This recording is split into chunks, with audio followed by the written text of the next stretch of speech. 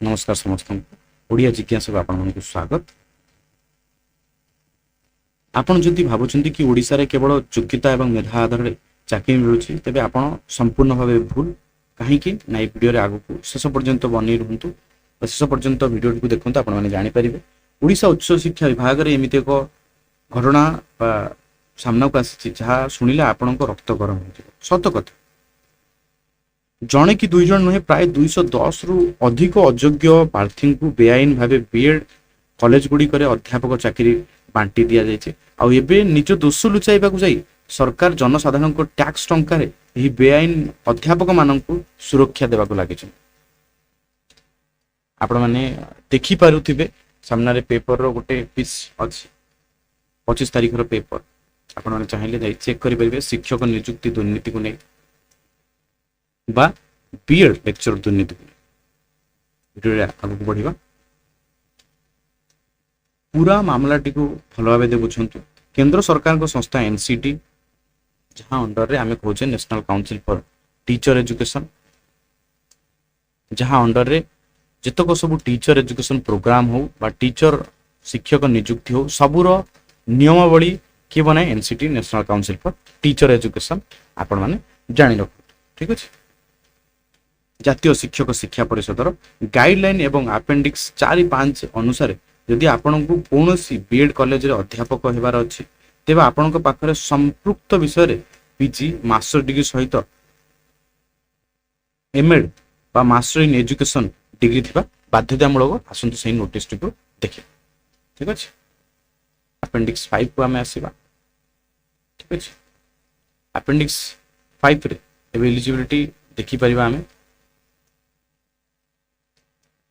टिके तौक पड़े आसवा staff faculty आम आसीगले देख प्रोफेसर एवं असिस्टेंट प्रोफेसर कौन रिक्वायरमेंट अच्छी post graduate degrees with minimum 55% marks in the discipline relevant to the area of specialisation then आसीगला post graduate degree in education MEd बा MA ये दुईटा भितर एमएड रो अल्टरनेट एमए ही परिबो master of arts in education ही परिबो नहले मास्टर ऑफ एजुकेशन सीधा सर रखि परिबो ये दुईटी थिबा दरकार associate professor then assistant professor पास ठीक है। असिस्टेंट प्रोफेसर कौन post graduate degree with minimum 55% marks in the discipline जहाँ भी आपन सब्जेक्ट थी सेमती ओडिया ही पारे इंग्लिश ही पारे किंबा mathematics science different different subject master degree MA एटा को पोस्ट ग्रेजुएट डिग्री जोटा को ता सहित आउ गोटे पोस्ट ग्रेजुएट डिग्री कौन ना एमएड थी दरकार ना एमए थी दरकार जो प्रोफेशनल कोर्स कहूँ आम मास्टर ऑफ एजुकेशन किंबा master of arts in education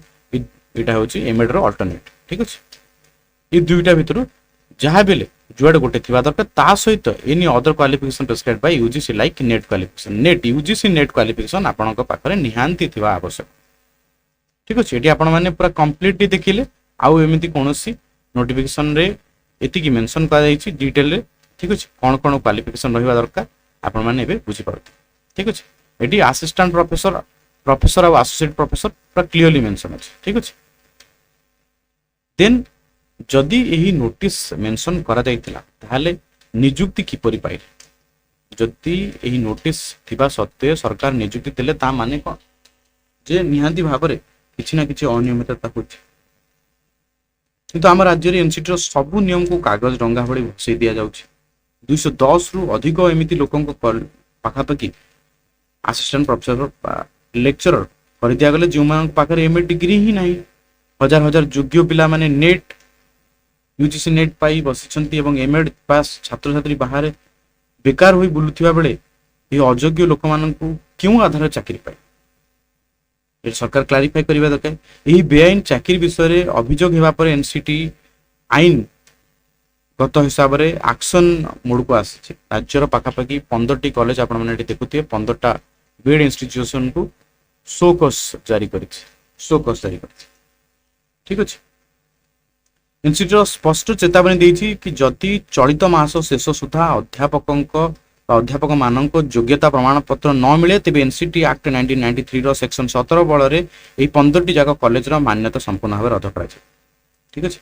एभली परिस्थिति सरकार कौन करबा कथा अयोग्य मानक पाखापाखि अयोग्य प्रार्थी मानक बाहर करी तदंत करबा कथा किंतु ना उच्च शिक्षा विभाग गत 12 तारिख रे ଏକ ଅଜବ ଚିଠି ଲେଖି କହିଲେ ଯେ ଆପଣମାନେ ଚାକିରିରେ ଥାଇ 2 ବର୍ଷ ଭିତରେ ଏମଏଡ୍ ପଢି ନିଅନ୍ତୁ, ଆମେ ଲିଖିତ ପ୍ରତିଶ୍ରୁତି ବା ଅଣ୍ଡରଟେକିଂ ମାଗୁଛୁ ଆପଣମାନଙ୍କଠାରୁ।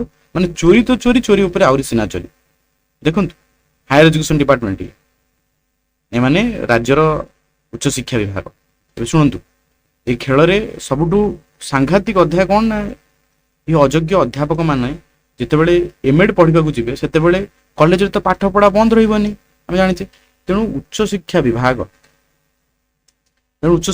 କ'ଣ କଲେ ନା, କହିଲେ ଗେଷ୍ଟ ଫାକଲ୍ଟି ଆମେ ରଖିବୁ ବା ଅତିଥି ଅଧ୍ୟାପକ ତାଙ୍କ ଜାଗାରେ ରଖିବୁ ଆଉ ତାଙ୍କୁ ବି ଦରମା ଦେବୁ। ସେମାନେ ଘରେ ବସି ବି ଦରମା ପାଇବେ ଯେଉଁମାନେ ଅଯୋଗ୍ୟ ପ୍ରାର୍ଥୀ, ଏମାନେ ଯିଏ ତାଙ୍କ ବଦଳ ଅତିଥି ଅଧ୍ୟାପକ କରିବେ ଏମାନେ ବି ଦରମା ପାଇବେ। ଠିକ ଅଛି, କେମିତି ଟ୍ୟାକ୍ସ ପେୟରଙ୍କ ପଇସାକୁ ଉଡ଼ା ଯାଉଛି। ଏହାର ସିଧାସଳଖ ଅର୍ଥ କ'ଣ ଆମେ ବୁଝିପାରୁଛୁ ଯେ ଯେଉଁ ଅଯୋଗ୍ୟ ଲୋକମାନେ ଭୁଲ ଉପାୟରେ ଚାକିରି ପାଇଲେ ସେମାନେ ଘରେ ବସି ସରକାରୀ ତହବିଲରୁ ପୁରା ଦରମା ପାଇବେ ଆଉ ସେମାନଙ୍କ ବଦଳରେ କାମ କରିବା ପାଇଁ ସରକାର ଆପଣଙ୍କ ଟ୍ୟାକ୍ସ ପଇସାରୁ ପୁଣି ଥରେ ଅତିଥି ଅଧ୍ୟାପକଙ୍କୁ ଦରମା ଦେବେ। ଗୋଟିଏ ପଦବୀ ପାଇଁ ଦୁଇ ଜଣଙ୍କୁ ଦରମା। ଏହା ଜନସାଧାରଣଙ୍କ ରାଜସ୍ୱର ଖୋଲାଖୋଲି ଭାବେ ଅପବ୍ୟୟ ହେଉଛି ଆମେ ଜାଣିଲେ।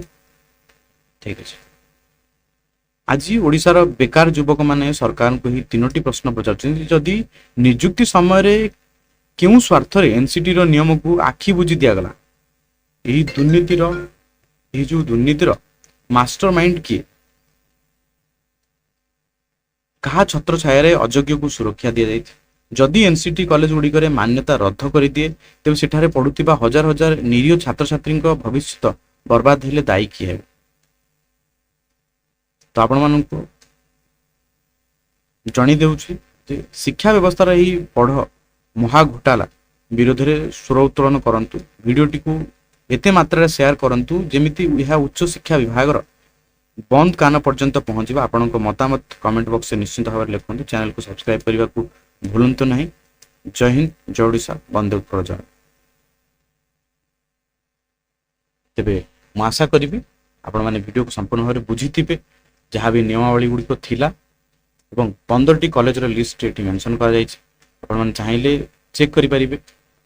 ଏନ୍ସିଟିର ଗାଇଡ଼ଲାଇନ୍ସ ଗୁଡ଼ାକ ମୁଁ ଟେଲିଗ୍ରାମରେ ମେନସନ୍ କରିଦେବି। ଠିକ୍ ଅଛି, ତ ସାରିବା ସେସନ୍। ଧନ୍ୟବାଦ ସମସ୍ତେ।